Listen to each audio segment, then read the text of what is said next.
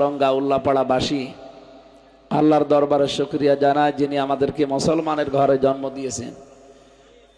যদি অন্য ধর্মে আমরা আসতাম, নিজের বাপদাদার ধর্ম ত্যাগ করে নতুন একটা ধর্মে আসা, এটা যে কত বড় কঠিন, যারা আসে তারা টের পায়। আপনাকে কেউ যদি বলা হয় 1 লক্ষ টাকা দেব হিন্দু হয়ে যান, হবে?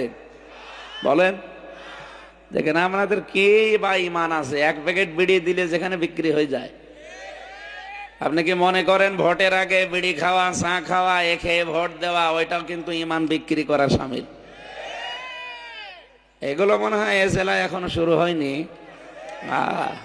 সুতরাং আগামী থেকে কোনো বিড়ি চা চলবে না। আপনি ইমানের দায়িত্ব মনে করে ভোট দেবেন, কারণ এটা একটা আমানত, যারে তারে দেওয়া যাবে না। সে যদি আমার বাবাও হয়, কারণ আমার এই বাবা আমার এই আমানতটা নিয়ে যে বড় দায়িত্ব পেতে যাচ্ছে, এটা কিন্তু ছোটখাটো না। 3 লাখ 3.5 লাখ মানুষের দায়িত্ব তার মাথার উপরে আমার এই একটা ভোটের মাধ্যমে দিতে যাচ্ছি। হয়তো সে আপনার একটা ভোট না হলে পাশ করতো না।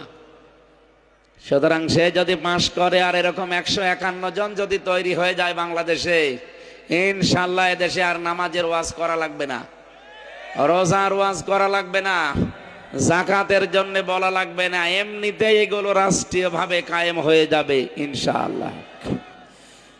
এই জন্য বিষয়টা যেহেতু আমানত, কোন ভোট দিতে হলে আগে শুধু বিড়ি আর চা খাওয়া একটু হালকা জায়েজ আছে।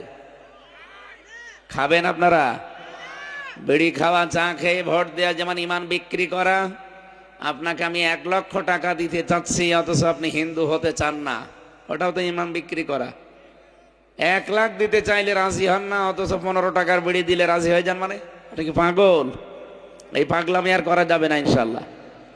কারা কারা এই পাগলামি আবার করবেন হাত তোলেন তো।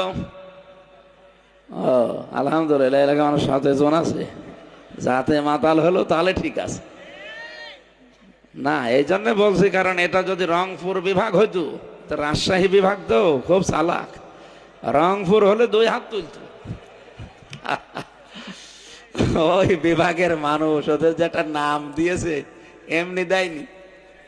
গাড়ির হরেন দেয়, ও ঘুরে দেখে আর একটু সাইড দে না, ঘুরে আরো দেখে যে সাইড দেব কিনা।